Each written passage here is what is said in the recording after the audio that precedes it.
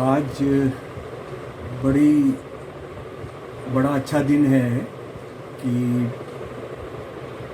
31 मई 2023 को जगमोहन सिंह जी घर पर तशरीफ़ लाए हैं।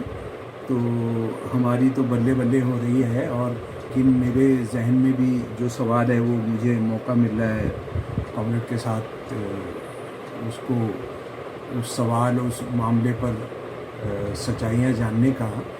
और वो ये है कि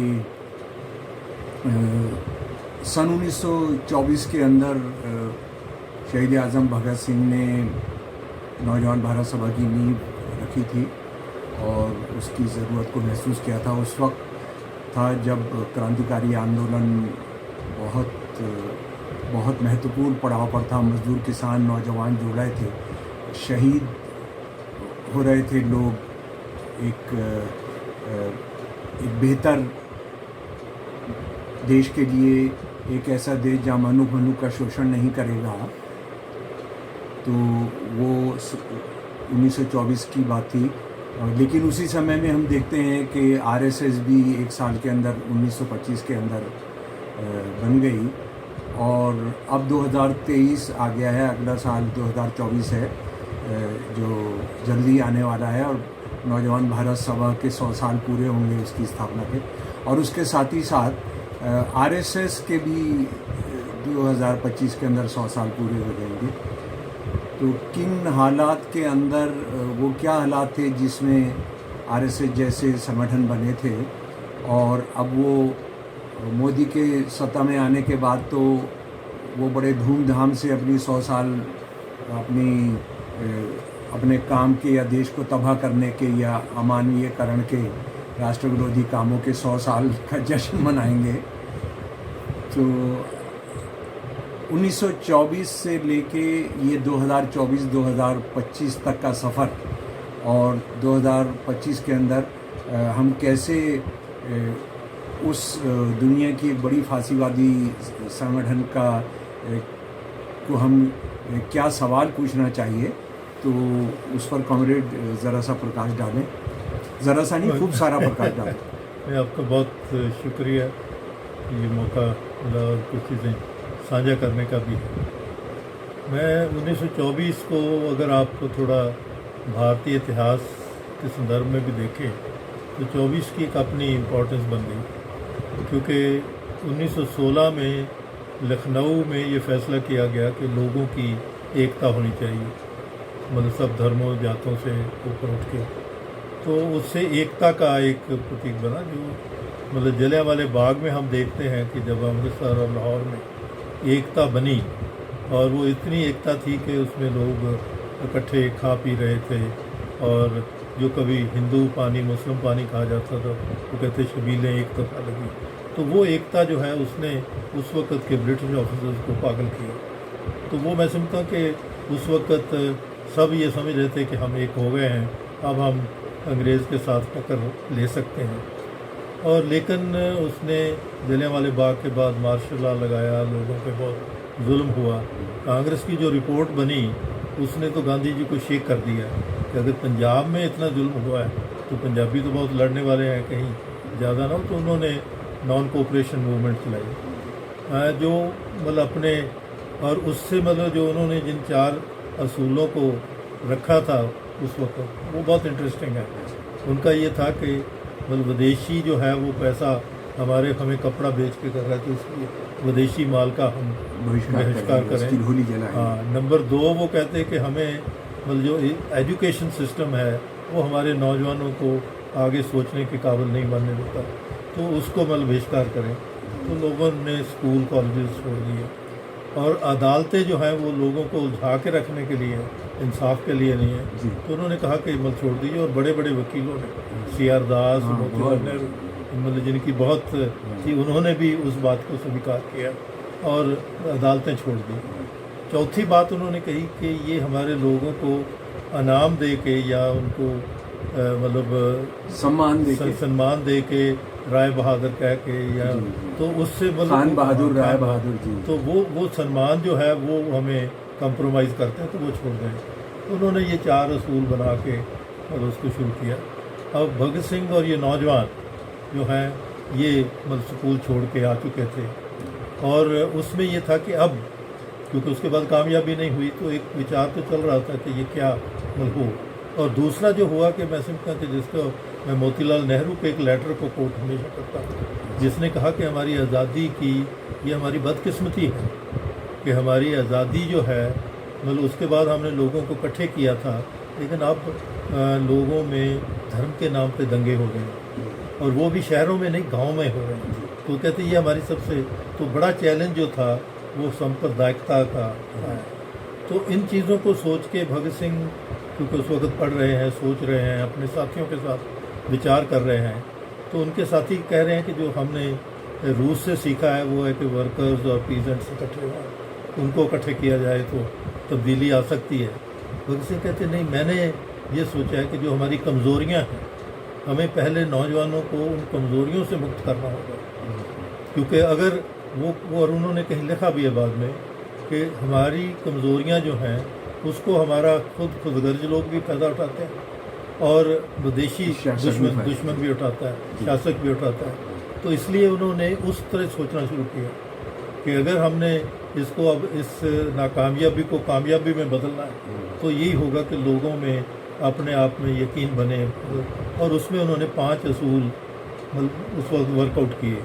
पहला तो है कि वो कहते हैं कि समाज से तो हम चीज़ें कमज़ोरियाँ दूर नहीं कर सकते, लेकिन नौजवान अपने आप को उन कमज़ोरियों से मुक्त कर सकते हैं। और वो कमज़ोरियाँ हैं धर्म का जुनून जो है, कि धर्म का जो इंसानियत वाला पक्ष है वो प्रॉब्लम नहीं करता, लेकिन जब ये जुनून में तब्दील हो जाता है तो ये फिर दुश्मनी और उसको पूरा मतलब हर फ़ायदा जो उठाने वाला है वो उसका फ़ायदा उठाता है। तो दूसरा जो है वो जात पात का जो बंटवारा है कि हम बराबरता की बात कर रहे हैं लेकिन हम अपने समाज में ही बराबरता नहीं देते। बिल्कुल। तो जात पात का तीसरा प्रश्न जो उन्होंने कहा कि जब तक लड़के लड़कियां बराबर हिस्सेदारी नहीं करते तब तक हमारा ये आज़ादी का युग नहीं शुरू हो सकता। और चौथा जो उन्होंने बहुत इंटरेस्टिंग, क्योंकि उस वक़्त एक मतलब पैरेलल हमारी जो आज़ादी की लड़ाई है उसमें साइंस को भारतीय साइंस में बदलने का, कि जो साइंस हमारे लोगों की समस्या का समाधान है। तो कलकत्ता में मतलब वो एक स्कूल है और लाहौर में है, और उन्होंने कहा कि नौजवानों को हर चीज़ का कारण समझने के काबिल बनना चाहिए, और ये साइंस की एप्लीकेशन है कि अगर हम मतलब उनको भ्रम से मुक्त हों और जो एक्चुअली उसका कारण है उसको समझें। तो 5वीं बात उन्होंने वैज्ञानिक को जिंदगी में से जोड़ना, मतलब वो तर्क यही है कि आप अगर मतलब बीमार हैं तो बीमारी का कारण समझिए तो उसको दूर करेंगे। डॉक्टर के पास हम इसलिए जाते हैं कि वो हमें कारण बता देता है। और ये जो 4 असूल थे इस पर उन्होंने कहा कि नौजवानों को, और वो खुद भी तैयार हुए और बाकी साथियों को, यानी नौजवान भारत सभा की जो नींव रखी बनाने का तय किया गया है ये 4 स्तंभ थे। 5वां स्तंभ था कि मतलब जो ना बराबरी है, असल में तो अंग्रेज़ राज के बदलने का मतलब ना बराबरी को ख़त्म करना है, वो कौन आए करे उसके बजाय। और ना बराबरी जो है वो मतलब वो किसी वैज्ञानिक तरीके से अगर ठीक हो सकती है तो वो समाजवाद है। इसीलिए समाजवाद शब्द को उन्होंने अपनी पार्टी में जोड़ा कि लोगों के पास आदर्श जो है वो स्पष्ट होना चाहिए, क्योंकि अस्पष्टता से लोग नहीं लड़ते। अगर उनको मतलब ध्येय पता है, उनको अपना एम पता है तो वो लड़ेंगे। तो समाजवाद, और उन्होंने कहीं मतलब कटारिश से ये कहा कि रामराज का शब्द बरता जाता है, तो रामराज का कोई स्थूल नहीं है, कोई उसकी मतलब वो तो मोम का नक है, जो जैसे चाहेगा उसको मोड़ लेता है। तो इसलिए कहते हैं कि हमें वैज्ञानिक आधार वाला समाजवाद चाहिए। और साथ ही उन्होंने कहा कि जब बराबरता की बात करते हैं तो वो भाईचारे के बगैर बराबरता नहीं होती, क्योंकि बराबरता नहीं तो आपस में बड़े लोग अमीर लोग बराबर कर लेंगे, लेकिन सारे समाज में बराबरता तब होगी। और वो जो पहले असूल है वो भाईचारा पैदा करने की। और ये तो वो उसी वक्त मैं ये भी देखता हूँ कि 1924 में ही बाबा साहब अम्बेडकर भी इसी चीज़ को लेके कि मैं अपने लोगों को, क्योंकि वो 23 में वापस आए, खूब पढ़ा और मतलब, लेकिन आके उन्होंने कहा कि भी हमारे जो मतलब लोग हैं, डिप्रेस्ड क्लासेस हैं, मतलब इनका समाधान कहाँ होगा, वो एजुकेशन से होगा। तो वो मतलब अपने आप को कैसे मजबूत बनाएंगे तो वो एजुकेशन है। पढ़ाएंगे। हाँ, तो उन्होंने एजुकेशन वाला जो स्पेशल प्रोग्राम बनाया और उसी वक्त उन्होंने ये नारा दिया जो बहुत पॉपुलर है उनका कि एजुकेट मतलब ऑर्गेनाइज एंड एजुकेट। तो वो उन्होंने तालीम हासिल करेंगे फिर और फिर अपने आप को संगठित करेंगे उसके आधार पर, क्योंकि अपनी सारी चीजें समझ में आ जाएगी, समझदारी पे ही तभी आपको- हम एजुकेट हाँ, करें। तब आप मतलब उन हक के लिए लड़ेंगे, जी मतलब कि वो चुपके से नहीं आए। जी। तो ये दो, और भगत सिंह ने भी 3 S चूज किए थे अच्छा, कि सर्विस, सफरिंग, सेक्रीफाइस, क्या बात है, बहुत कि खूब। मतलब हमें लोगों के साथ भी यानी जुड़ना है। उधर भगत सिंह जो सोच रहे हैं वैज्ञानिकता, उसी तरह से बाबा साहब बाबा अम्बेडकर भी तो इसलिए सोच मैं समझता हूं कि 24 जो है वो हमारा रेवोल्यूशनरी पैशन का पीरियड है। रहे हैं। अच्छा, तो कॉमरेड हम ये करना चाहते हैं कि ताकि वीडियो ज़्यादा लंबा नहीं हो जाए कि ये 24 वाली बात ख़त्म करके इसको रोकेंगे, फिर सेकंड पार्ट जी। आज हमने बिल्कुल। आज जो देश की हालत कर दी है, तो इसको अगर आप अरे मैं जी, इसी में कि अब ये तो है जो समाज को आगे बढ़ाने वाली ताकतें, जी जिसमें वो रेवोल्यूशनरी पैशन भी है, वो अम्बेडकर के पास भी है, भगत सिंह के और उनके साथियों का भी है।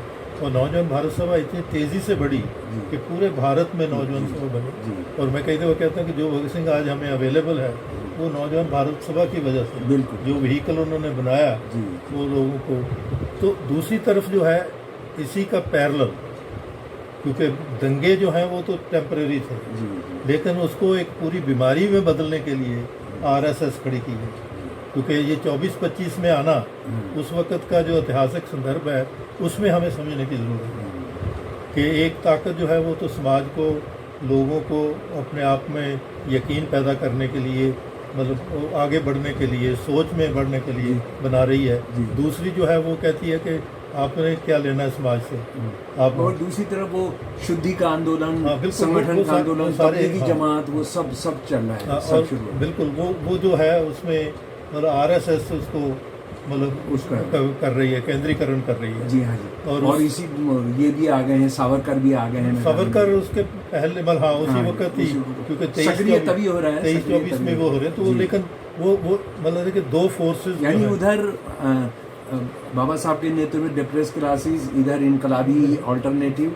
और उधर वो रिएक्शन भी जो है, बिल्कुल। रिएक्शनरी फोर्सेस भी जो हैं, वो अंग्रेज़ों की सहायता के लिए, बिल्कुल है कि वो जी। अंदर से वो अंग्रेज़ों की सहायता के लिए जी जी और लोगों को ये भरम डाल के कि मतलब आप बोल सेवा की बात वो भी करते हैं, लेकिन वो है कि लोगों को यकीन दिलाने में नहीं है। यहाँ मदद का मतलब है कि लोग खुद अपने पाँव पे खड़े हों। नहीं, जैसे अगर मैं ये कहना चाहूँ कॉमरेड कि बाबा साहब, भगत सिंह, उनके साथी, वो ये कह रहे हैं कि साम्राज्यवाद के साथ हमारा युद्ध हो, ये बाकी फोर्सेस क्या चाह रहे हैं कि साम्राज्यवाद से युद्ध नहीं होकर हिंदू मुसलमान आपस में लड़ें। मतलब वो है कि वो लड़ते रहे तो हम, और वो दूसरा भी है उसमें कहीं ये मन में है कि अगर अंग्रेज जाएगा तो उसके बाद हम मतलब उसकी यतीम हो जाएंगे, उसकी जगह लेंगे, उसकी जगह लेंगे। अच्छा, उसकी जगह लेंगे। तो वो छिप के बैठे हुए हैं, अच्छा, मतलब बंटवारा यानी भी, हिंदू राष्ट्र बनाएंगे, इस्लामी हाँ, राष्ट्र बनाएंगे। वो सारा जो है मतलब वो सारी प्रो इम्पीरियलिस्ट फोर्सेस ही हैं। तो उसी को हम आज देखते हैं कि तो कॉमरेड आज फिर हम दूसरे भाग में जी। आज 100 साल के बाद आज हमको क्या करना है उस पर आएंगे।